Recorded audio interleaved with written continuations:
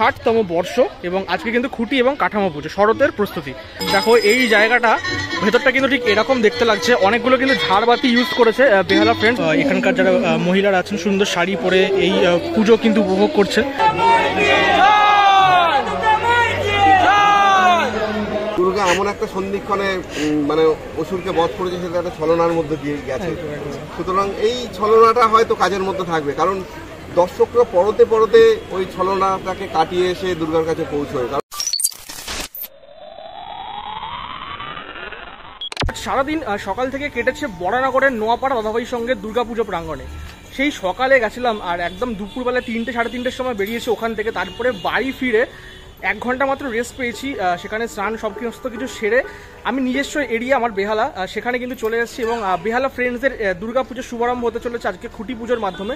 এবং সবথেকে যেটা বড় কথা সেটা হচ্ছে এবছর তাদের কিন্তু 60তম বর্ষ, খুব গুরুত্বপূর্ণ বছর তাদের জন্য। এবং এবছর খুব বড় এবং নামকরা শিল্পী কাজ করতে চলেছেন আমাদের সকলের প্রিয় প্রদীপ দাস, এবং অবশ্যই প্রতিমায় কিন্তু তারই সহকর্মী যিনি সব জায়গায় কাজ করে থাকেন, তিনিও কাজ করছেন এখানে। তো দেখার বিষয় এবছর কেমন পুজো হয়। তবে আজকের এই ভিডিওতে স্পেশালি খুঁটি পুজোর বেশ কিছু ভালো ভালো মুহূর্ত তোমাদের সাথে শেয়ার করবো। চলো শুরু করা যাক আজকের এই ভিডিও। ফাইনালি সন্ধ্যা হয়ে গেছে, এখন মোটামুটি বাজে 6:45, 6:45 বাজে। অলরেডি চলে এসেছি একদম বেহালা ফ্রেন্ডসের দুর্গাপুজো প্রাঙ্গণের সামনে।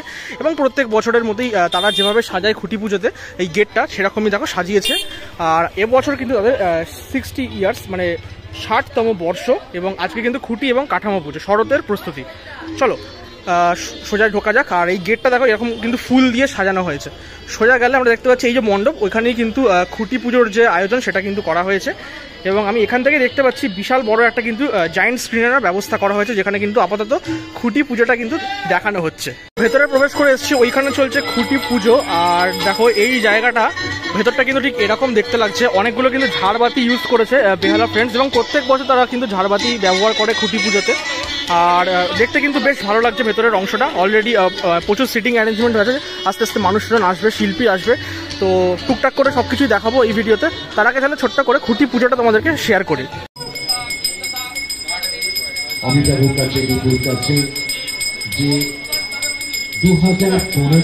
ব্রাহ্মণ মশাই কিন্তু খুঁটি পুজো করছে। তবে বিগত বছরগুলোতে আমি লক্ষ্য করেছি এখানে কিন্তু মহিলা পুরোহিত দিয়ে পুজো হতো, এবছর কিন্তু সেটা হচ্ছে না। এবার কিন্তু নর্মাল পুরোহিত দিয়েই পুজো হচ্ছে। এবং ওখানে খুব সুন্দর করে কিন্তু ঘরটা সাজানো হয়েছে। এবং প্রত্যেক বছরের মধ্যে এখানে কিন্তু বেহালা ফ্রেন্ডস লেখা একটা কিন্তু পুরো হোর্ডিং দেওয়া হয়েছে। এবছর 60 বছর পূর্তি, যেটা ঢোকার সময় বললাম।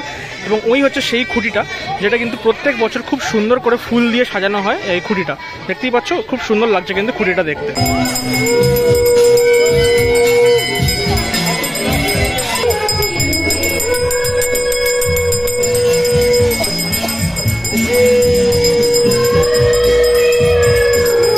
প্রত্যেক পুজোর পরে কিন্তু যজ্ঞটা হওয়া খুব ম্যান্ডেটারি।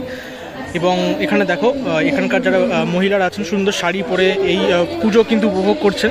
এবং এই যজ্ঞর পরেই সম্ভবত খুঁটিটা কিন্তু স্থাপন করা হবে যথাস্থানে। এবং বেশ খুব ভালো লাগলো এই পুরো জায়গাটার এখন যে পরিবেশটা, বেশ একটা পুজো পুজো কিন্তু একটা ভাব আমরা বুঝতেই পারছি।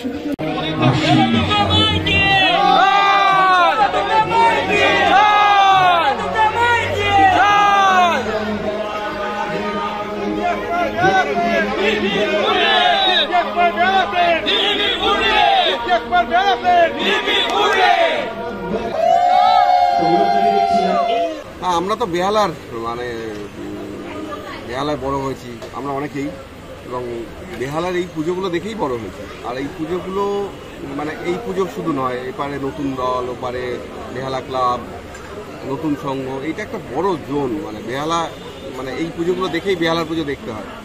সুতরাং আমরা খুব লাকি যে এইরকম একটা পুজোর সাথে যুক্ত হতে পেরেছি, এরকম ক্লাবের মানুষজনদের সাথে যুক্ত হতে পেরেছি। এবং আমাদের আশা ইচ্ছে যে একটা ভালো কাজ করব সেটাই। আর সঙ্গে তো দেখতে পাচ্ছেন দীপময় দাস, পিন্টু শিকদার, দেবব্রত হালদার, বিক্রম দে, আরও অনেকে, সবাই এখানে নেই আজকে। এবং একটা বড় টিমের মতন আমরা কাজ করি, পরিবারের মতো কাজ করি। আমরা একসাথে খেয়ে কাজ করি, একসাথে শুয়ে কাজ করি। সেটা একটা অন্য জায়গায় যাবে এটা আমার মনে হয়। এবং ভালো কাজ করার ইচ্ছে নিয়ে আমরা মাঠে নামছি। এবং আজকে পরিবেশ দেখেই মনে হচ্ছে পুজোটা হয়তো ভালো হবে। মানে আমরা খুব আশাবাদী যে এইরকম একটা পরিবেশে দাঁড়িয়ে বার্তা থাকবে, সুন্দর করে হাত ধরে পুজো দেখুন। হ্যাঁ, পুজো ভালো হোক, বৃষ্টি হবে আমার মনে হয় পুজোর আগে পরে, সেই সব নিয়েও তো আমরা দেখেছি কোভিডের লোকে পুজো দেখেছে। হ্যাঁ, সুতরাং পুজোর কাছে কিছু বাধা নেই, মানে কেউ বাধা দিতে পারেনি পুজো হওয়াতে কলকাতায়।